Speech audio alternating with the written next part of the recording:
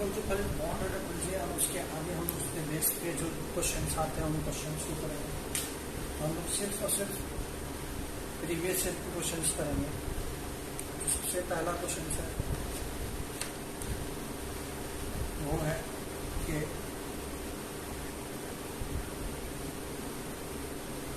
Question है AIEEE का AIEEE के 13 का क्वेश्चन है, which pairs of ions या molecules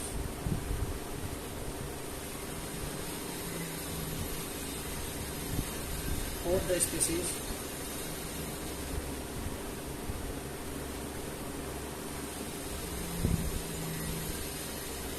are not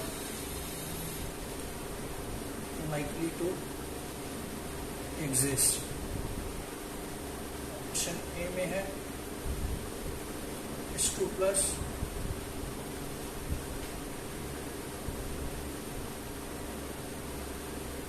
option A में है H2 प्लस और He2 माइनस, ऑप्शन बी में है H2 माइनस और He2 माइनस, ऑप्शन सी है H2 प्लस और He2, ऑप्शन डी है H2 माइनस और He2 प्लस। और जो ट्रायंगल वाला डायग्राम था उस डायग्राम में उसी डायग्राम की हेल्प से हम लोग इसका आंसर फाइंड करेंगे। तो ऑप्शन ए को जब सबसे पहले देखेंगे तो ऑप्शन ए में है कि H2 प्लस, ऑप्शन ए में सबसे पहला है H2 प्लस। तो H2 प्लस में क्या, H2 प्लस को कैसे देखें, कैसे सॉल्व करें? H2 प्लस में हाइड्रोजन में दो इलेक्ट्रॉन, प्लस एक है तो माइनस वन, यानी कि एक इलेक्ट्रॉन पे जो बॉन्ड ऑर्डर था वो था 0.5। उसके बाद He2 माइनस, तो हीलियम में टोटल इलेक्ट्रॉन 2 और फिर 2 हीलियम है तो 4 में 2 और जोड़ देंगे तो इसका हो गया 6। तो 6 पे जो बॉन्ड ऑर्डर आएगा वो हो जाएगा 1। अब ऑप्शन बी का चेक करेंगे तो हाइड्रोजन 2 माइनस, तो हाइड्रोजन के लिए 1 इलेक्ट्रॉन, तो 2 हाइड्रोजन के लिए 2 और प्लस 1, तो टोटल 3 इलेक्ट्रॉन। और 3 इलेक्ट्रॉन पे जो बॉन्ड ऑर्डर आया था वो 0.5 था। उसका He2 माइनस, हीलियम का इलेक्ट्रॉन 2 होता है और प्लस 2 हो गया तो 4 पे जो था मेरे पास वो 0 था बॉन्ड ऑर्डर।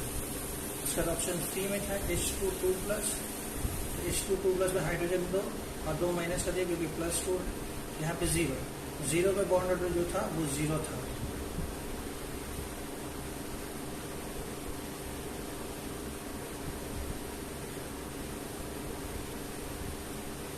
उसके बाद फिर ऑप्शन सी में हीलियम 2 है, तो एक हीलियम का 2 इलेक्ट्रॉन, तो 2 हीलियम का 4 इलेक्ट्रॉन, 4 इलेक्ट्रॉन पे जो बॉन्ड ऑर्डर आया था वो आया था 0। उसके बाद ऑप्शन डी में H2 माइनस, तो एक था हाइड्रोजन के लिए 1 इलेक्ट्रॉन, 2 हाइड्रोजन के लिए 2, 1 माइनस तो 3 इलेक्ट्रॉन हो गया। तो 3 इलेक्ट्रॉन पे जो बॉन्ड ऑर्डर का जो वैल्यू आया था वो था 0.5। ऑप्शन डी में He2 प्लस है, तो हीलियम का हो गया 2, एक हीलियम के लिए 2 इलेक्ट्रॉन, 2 हीलियम के लिए 4 इलेक्ट्रॉन, तो 2 माइनस का भी क्योंकि प्लस है यहाँ पे 2, तो 2 पे जो बॉन्ड ऑर्डर था वो था 1। तो जहाँ जहाँ बॉन्ड ऑर्डर 0 होगा, जिस पेयर में दोनों का बॉन्ड ऑर्डर अगर 0 है तो वहाँ पर ही एग्जिस्ट नहीं करेगा मॉलिक्यूल। तो इसमें 0 है, इसमें 0 है, तो आंसर हो जाएगा सी।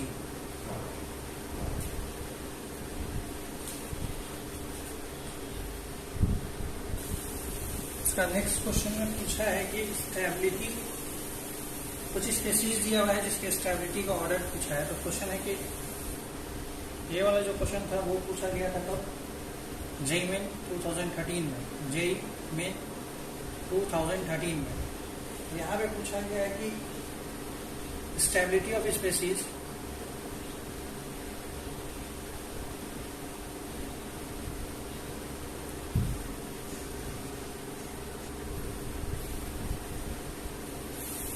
stability of species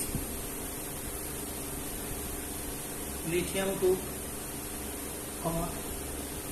lithium 2 minus and lithium 2 plus. Lithium 2 plus increase in the order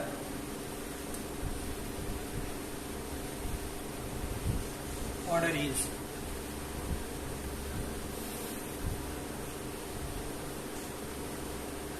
option A में जो दिया गया है, ऑप्शन ए है लिथियम 2, उससे बड़ा लिथियम 2 प्लस, उससे बड़ा है लिथियम 2 माइनस।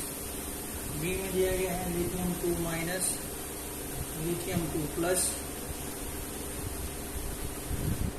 और लिथियम 2। सी में है लिथियम 2, उससे ज़्यादा है लिथियम 2 माइनस, उससे ज़्यादा है लिथियम 2 प्लस।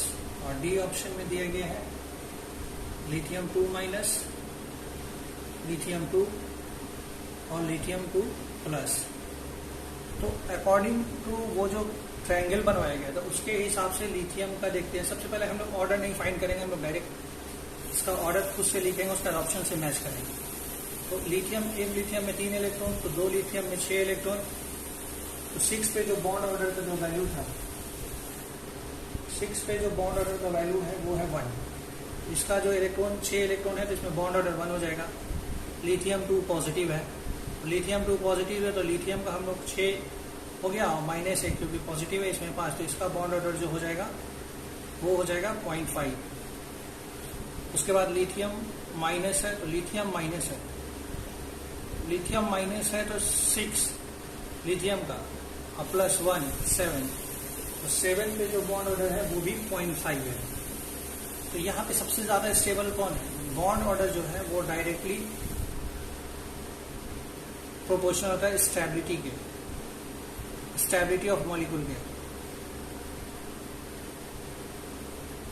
तो यहाँ पे सबसे ज्यादा स्टेबल कौन हो जाएगा? लिथियम 2। ऑप्शन से मिल रहा है क्या कोई? हाँ, आंसर नंबर बी हो जाएगा। बाकी दोनों को हमको मिलाने की जरूरत नहीं है।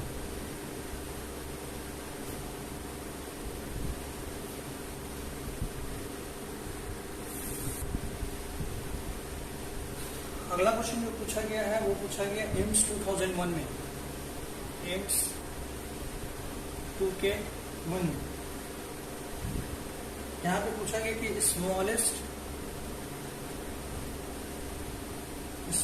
intermolecular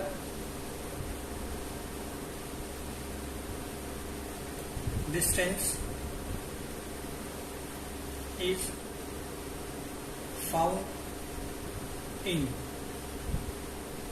A में है O2, B में है O2 2 प्लस, C में है O2 माइनस और D में है O2 2 माइनस। तो इंटरमॉलिकुलर डिस्टेंस जो होगा, इंटरमॉलिकुलर डिस्टेंस जो होगा वो डायरेक्टली इनवर्सली प्रोपोर्शनल है बॉन्ड ऑर्डर के, यानी कि बॉन्ड ऑर्डर ज्यादा, इंटरमॉलिकुलर डिस्टेंस कम। तो हम लोग बॉन्ड ऑर्डर से यहाँ चेक करेंगे तो O2 में कितना है? 1 इलेक्ट्रॉन, 1 ऑक्सीजन में कितना? 8, 2 ऑक्सीजन में कितना? 16 इलेक्ट्रॉन। तो 16 के लिए जो बॉन्ड ऑर्डर आया था वो था 2। ठीक है, O2 2 प्लस में कितना हो जाएगा? 16 में से 2 गया 14 के लिए बॉन्ड ऑर्डर कितना है? बॉन्ड ऑर्डर है 3। उसके बाद O2 माइनस में 16 और प्लस 1 क्योंकि 1 नेगेटिव है तो 17 में बॉन्ड ऑर्डर कितना हो जाएगा? 1.5। उसके बाद O2 2 माइनस में कितना हो जाएगा? 16 प्लस 2 18 में बॉन्ड ऑर्डर कितना है? 1। तो यहाँ पे बॉन्ड ऑर्डर जो होगा वो इनवर्सली प्रोपोर्शनल है इंटरमॉलिकुलर डिस्टेंस के। तो जिसमें बॉन्ड ऑर्डर ज्यादा उसमें इंटरमॉलिकुलर डिस्टेंस सबसे कम। यहाँ पे बॉन्ड ऑर्डर सबसे कम किसमें होगा?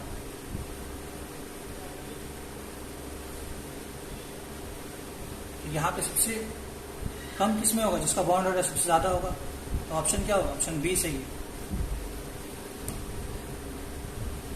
कभी कभी हम लोगों को दे दिया जाता है कि रेजोनेटिंग स्ट्रक्चर में बॉन्ड ऑर्डर निकालने के लिए बॉन्ड ऑर्डर फाइंड कीजिए रेजोनेटिंग स्ट्रक्चर में। तो वहां पे जो हम फॉर्मूला इस्तेमाल करेंगे बॉन्ड ऑर्डर बराबर रेजोनेटिंग जब स्ट्रक्चर दिया रहेगा उस टाइम अगर बॉन्ड ऑर्डर फाइंड करने बोला जाएगा उस टाइम जो हम फॉर्मूला यूज करेंगे वो है total number of bonds through which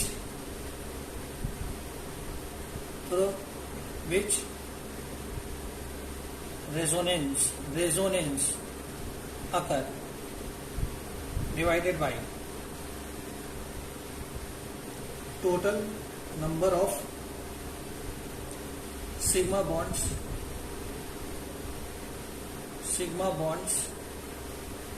between them। या फिर जो और एक फॉर्मूला है वो है bond order equal to 1 plus pi upon sigma. Pi जो होगा यहाँ पे वो ये जो पाई बॉन्ड का जो वैल्यू पुट करेंगे वो पुट करेंगे किस बॉन्ड से रेजोनेंस हो रहा है, कितना नंबर ऑफ बॉन्ड रेजोनेंस में पार्टिसिपेट कर रहा है जो कि पाई बॉन्ड है, और total number of sigma bond जो जिस बॉन्ड से रेजोनेंस होगा। यानी कि दोनों पाई और सिग्मा तभी हम इंक्लूड करेंगे किसी भी मॉलिक्यूल का जब वो रेजोनेंस में पार्टिसिपेट कर रहा होगा तब। इसका एग्जाम्पल है बेंजीन। अगर बेंजीन में बॉन्ड ऑर्डर पूछ लिया जाए तो यहाँ टोटल नंबर ऑफ बॉन्ड्स कितना है जिससे कि रेजोनेंस हो रहा है, तो एक ये है, 1 2 3 4 5 6 सिग्मा बॉन्ड हो गया प्लस 3 पाई बॉन्ड हो गया। और total number of sigma bonds कितना है 6, ठीक कितना हो गया 9/6, कितना हो गया 3/2 इक्वल टू 1.5। और अगर इस वाले फॉर्मूला में अगर पुट करें bond order is equal to 1 plus pi bond कितना है 3, सिग्मा बॉन्ड कितना है 6, कितना आ जाएगा 1.5, फिर भी आंसर आएगा। तो दोनों फॉर्मूला में यूज कर सकते हैं। एक क्वेश्चन है कि यहाँ पे क्वेश्चन है जो कि AIPMT 2K9 में पूछा गया है। बोला है कि according to molecular orbital theory which of following list rank the nitrogen species in terms of increasing bond order. Option A में है N2 minus N2 minus N2, B में है N2 2 माइनस और N2 माइनस। ऑप्शन सी में है N2 minus N2 2 minus N2, D option में है N2 minus N2 और N2 2 माइनस। तो यहाँ पे आपने जैसे ही MOT देखा मॉलिक्यूलर ऑर्बिटल थ्योरी, आपके माइंड में सबसे पहला आ जाएगा कि सिग्मा 1s2 सिग्मा 2s2, आप इससे करोगे। लेकिन जो तरीका मैंने बताया है ट्रायंगल वाला, अगर आप उससे करोगे तो वो ज्यादा आसान है। जैसे कि N2 2 माइनस है, एक नाइट्रोजन में साथ, 2 नाइट्रोजन में डबल, 7 × 2 प्लस 2, ये कितना हो जाएगा 16 का बॉन्ड ऑर्डर कितना था, 16 का जो बॉन्ड ऑर्डर था वो था 2। उसके बाद N2 माइनस है, N2 माइनस में कितना हो गया 14 + 1 15 में बॉन्ड ऑर्डर कितना हो जाएगा 2.5। और उसके बाद N2 में कितना हो गया 14, तो 14 पे बॉन्ड ऑर्डर कितना हो जाएगा 3। तब हमसे पूछा है कि लिस्ट करना है इसको किस पे, इंक्रीजिंग बॉन्ड ऑर्डर पे। और सबसे ज्यादा बॉन्ड ऑर्डर किसका है N2 का, फिर किसका है N2 माइनस का, उसके बाद किसका है N2 2 माइनस का। तो ऑप्शन कौन सा होगा, ए होगा। अब कभी कभी रेजोनेटिंग स्ट्रक्चर दे करके वहां फॉर्मल चार्ज पूछा जाता है, फॉर्मल चार्ज। तो फॉर्मल चार्ज जो का वैल्यू हम कैसे फाइंड करेंगे, तो उसके लिए फॉर्मूला है number of charge on compound divided by number of surrounding atom.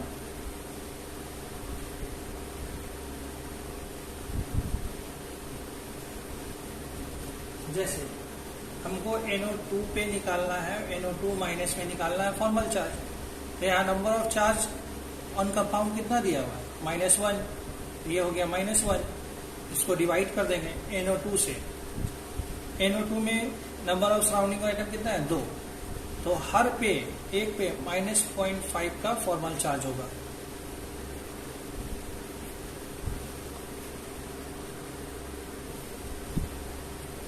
एक क्वेश्चन दिया हुआ है AIPMT 1998 का है, यहाँ दिया हुआ इन PO4 2 minus PO4 3 minus the formal charge on each oxygen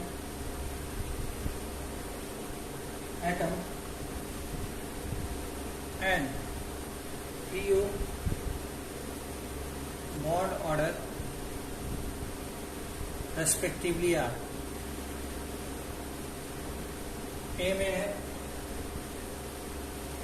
-0.75, 0.6, B में है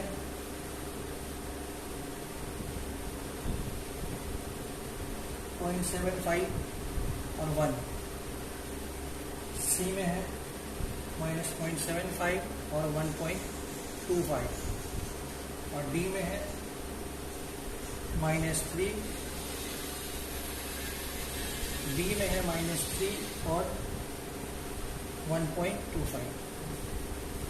यहाँ पे बहुत से लोग तो बॉन्ड ऑर्डर तो निकाल लेंगे, लेकिन फॉर्मल चार्ज में फिर फंस जाएंगे।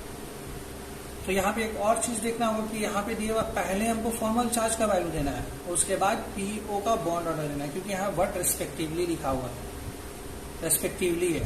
तो फॉर्मल चार्ज हमको निकालना है PO4 में, PO4 3 माइनस में, तो कितना है टोटल जो चार्ज दिया वो कितना है 3, और टोटल ऑक्सीजन कितना है 4, तो इसका कितना हो जाएगा -0.75। आंसर में मैच करेंगे कोई है, ये ऑप्शन है सी और ऑप्शन है ए। अब इसके बाद हमको PO के बीच का बॉन्ड ऑर्डर निकालना है। बॉन्ड ऑर्डर सबसे पहले तो हम लिखेंगे PO4 का structure O minus O minus O minus और डबल बॉन्ड O।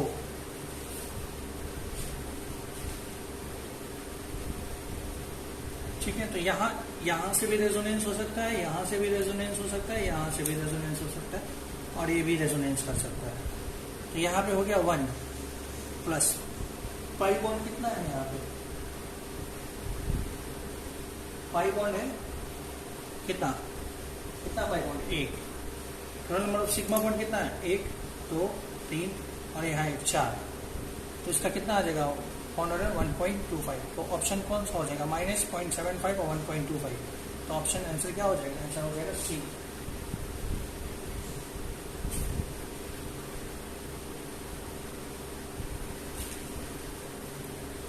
पूछा गया है कब, IIT 199 IIT में पूछा गया है 1999 में। तो इसमें दिया गया है कि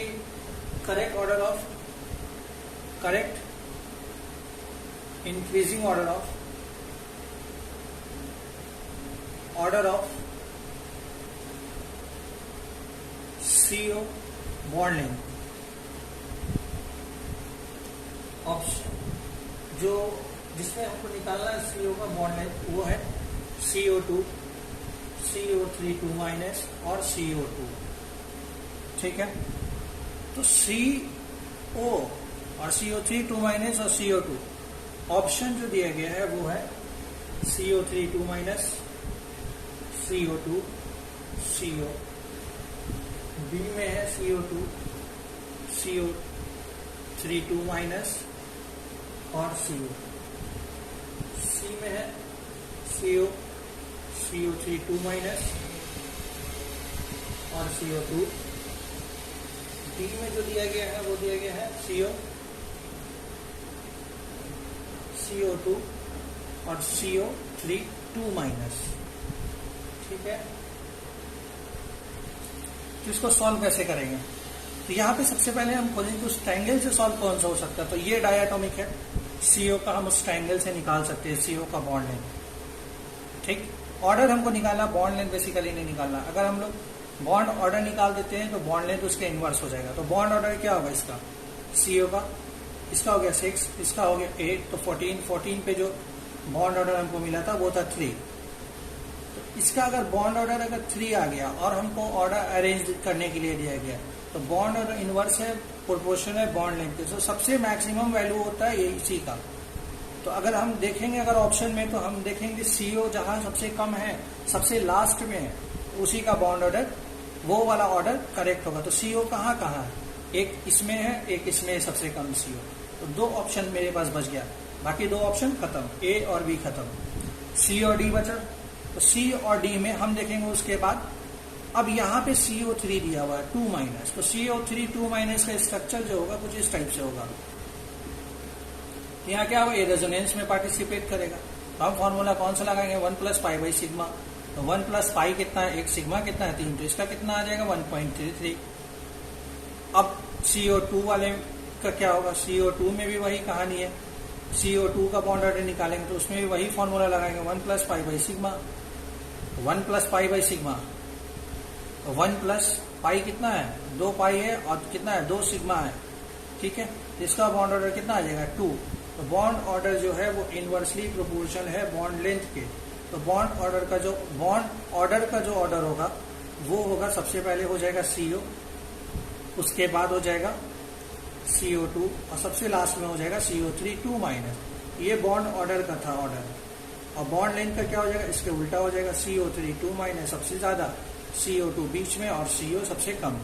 तो ये वाला ऑप्शन कहाँ पे, ऑप्शन डी में। तो आंसर डी होगा। एक क्वेश्चन पूछा गया है AIPMT 1994 में। इस क्वेश्चन को अगर आप बनाएंगे तो इससे टोटल का टोटल आपका डाउट सॉल्व हो जाएगा। ठीक है, तो इसमें बोला गया है mark the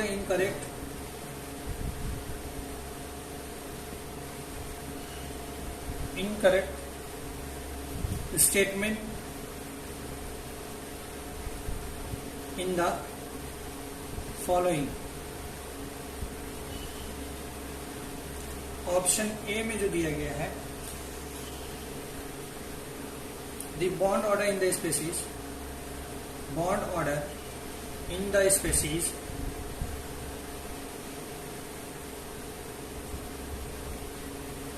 bond order in the species O2 plus and O2 minus decreases as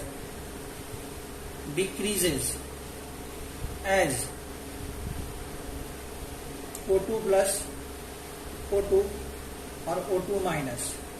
B option में लिखा गया है bond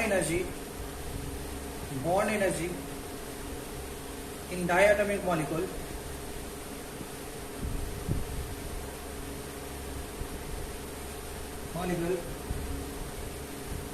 always increase when an electron is lost।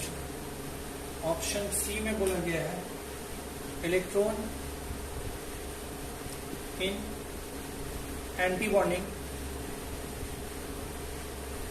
molecular orbital contribute to repulsion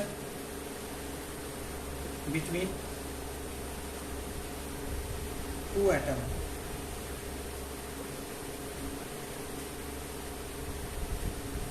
D में बोला गया है with increase in bond order, bond length decreases and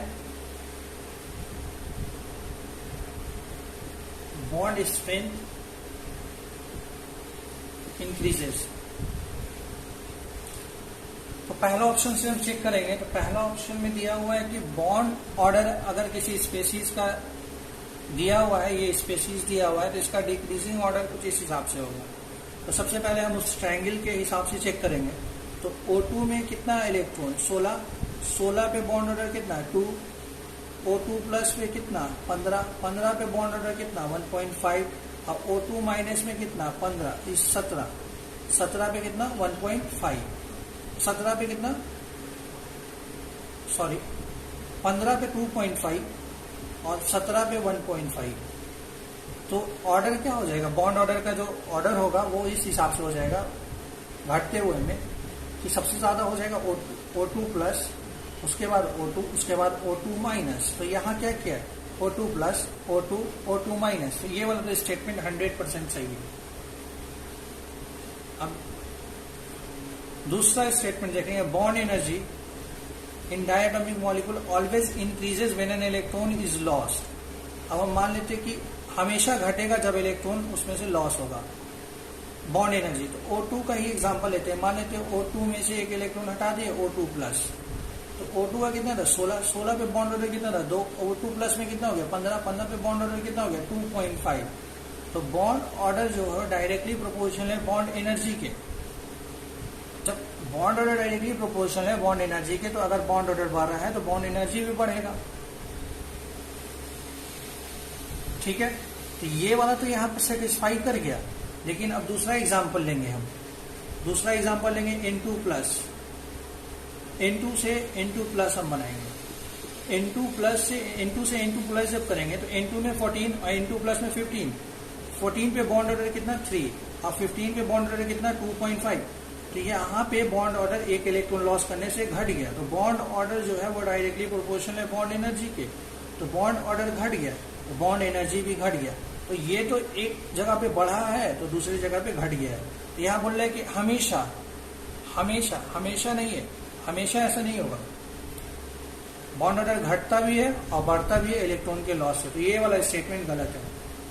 फिर option C को हम देखेंगे। तो ऑप्शन सी में बोला गया है कि इलेक्ट्रॉन जो एंटी बॉन्डिंग में है वो हमेशा मॉलिक्यूलर ऑर्बिटल में जो है वो हमेशा रिपल्शन में 2 एटम क्रिएट करता है।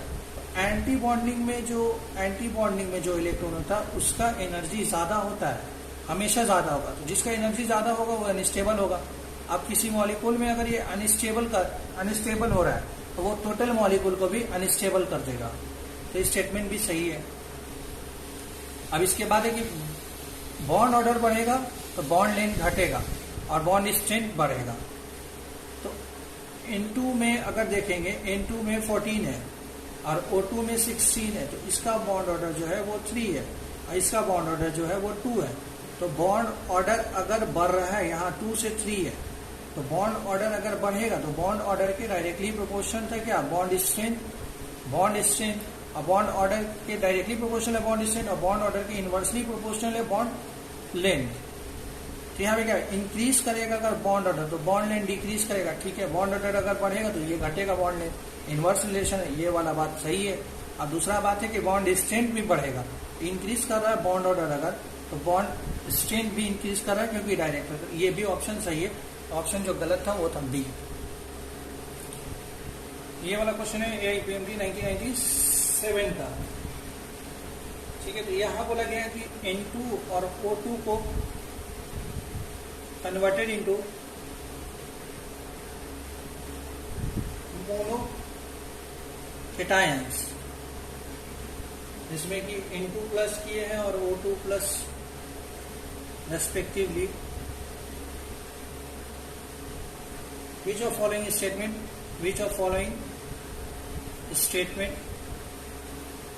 is wrong?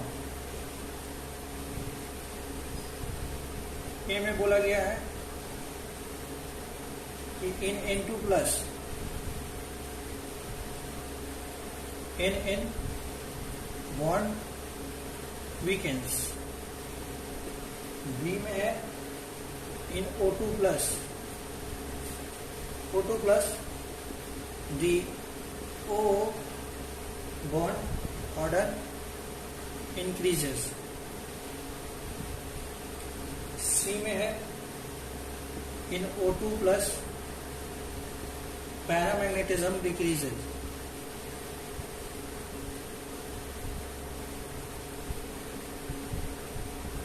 और डी में है N2 plus becomes diamagnetic.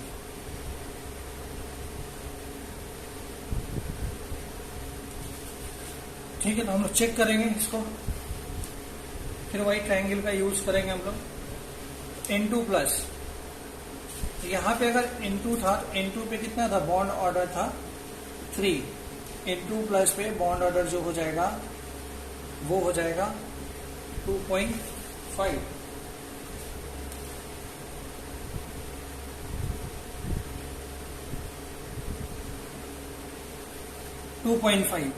तो N2 से जब N2 बना तो N और N का बॉन्ड ऑर्डर डायरेक्टली प्रोपोर्शनल होता है बॉन्ड स्ट्रेंथ के।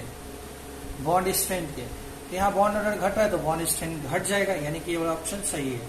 ठीक है, ऑप्शन सही है, ऑप्शन सही है।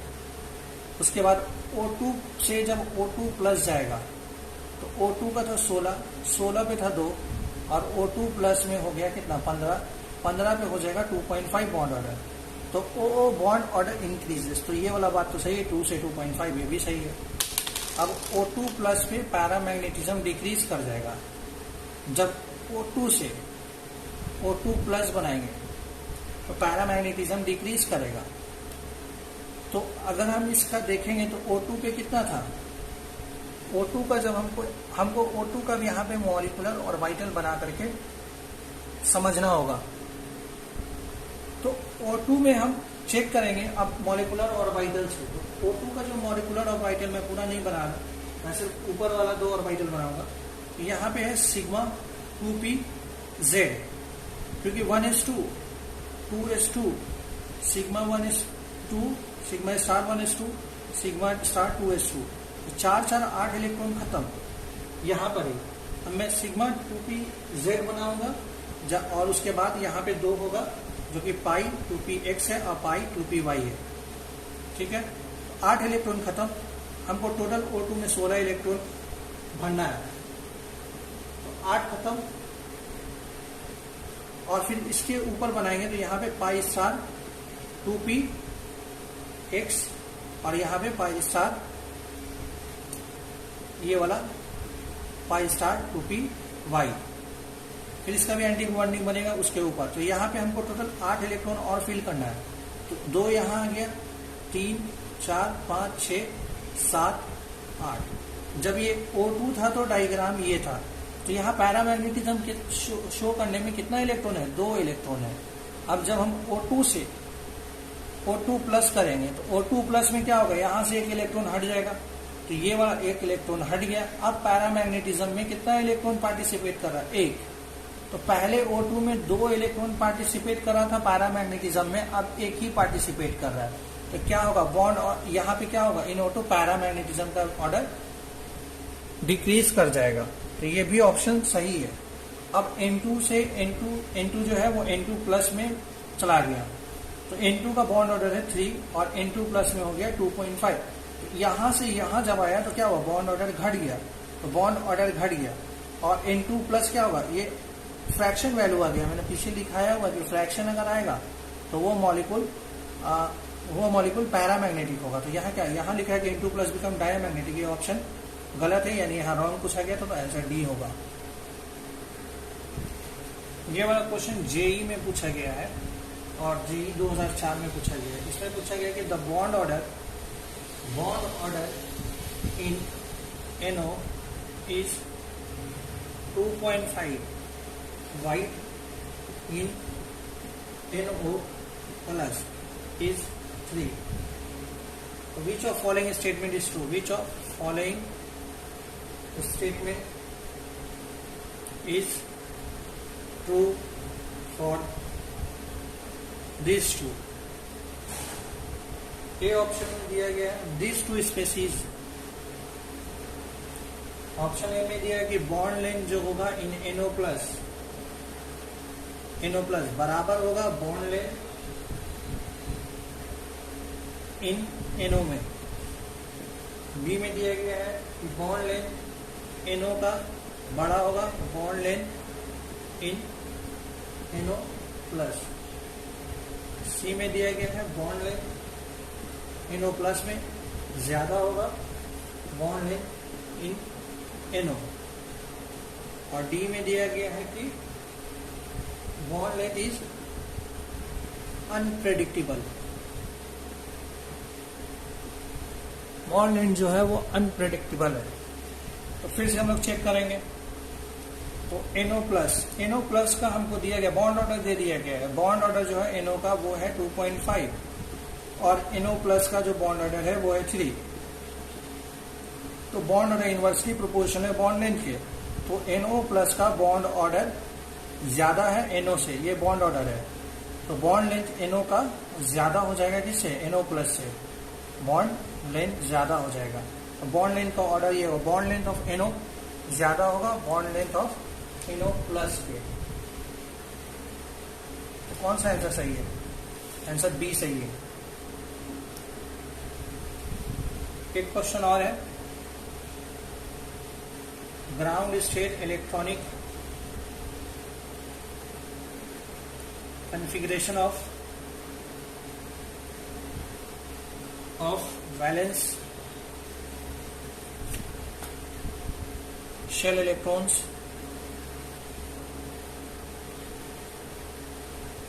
in N2 molecule is written as K sigma 2s2 sigma star 2s2 pi 2px2 pi 2py2 sigma 2pz2। तो bond order in nitrogen molecule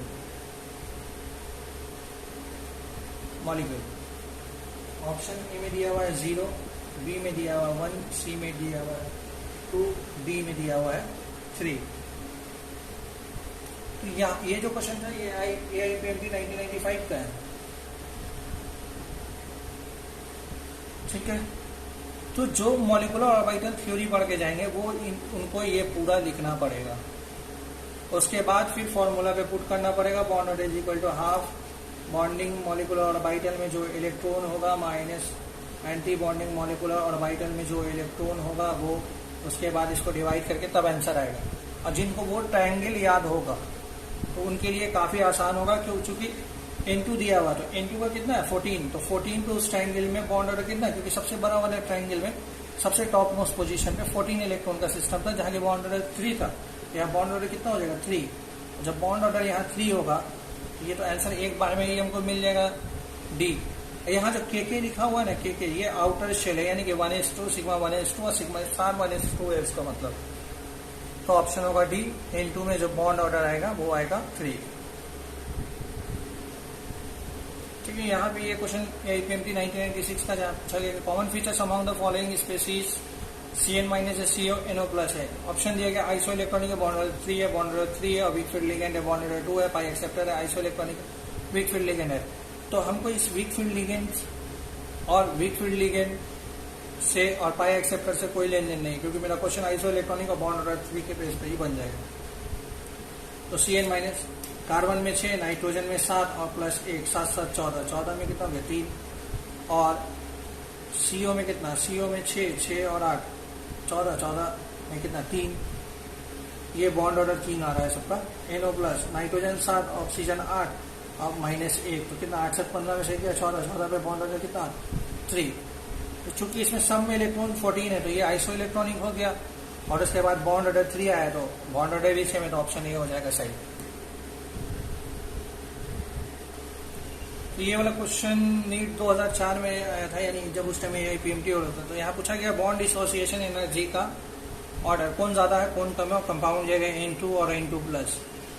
तो N2 का जो इलेक्ट्रॉन होता है वो 14 पे बॉन्ड ऑर्डर कितना 3, और N2 प्लस पे कितना 14 माइनस 1 इक्वल टू 13 पे बॉन्ड ऑर्डर कितना 2.5। तो बॉन्ड ऑर्डर जो है वो डायरेक्टली प्रोपोर्शनल है किसके, बॉन्ड डिसोसिएशन एनर्जी के। जिसका बॉन्ड ऑर्डर ज्यादा, उसका बॉन्ड डिसोसिएशन एनर्जी भी ज्यादा या फिर डिसोसिएशन एनर्जी भी ज्यादा।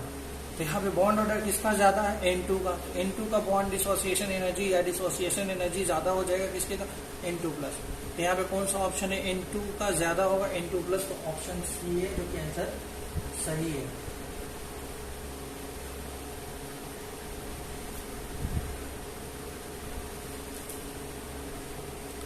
ये वाला क्वेश्चन एम्स 1999 में आया था, जहां की पूछा गया है असर्शन और रीजन टाइप का क्वेश्चन है ये। तो असर्शन में बोला गया है कि bond order can assume any value number including 0।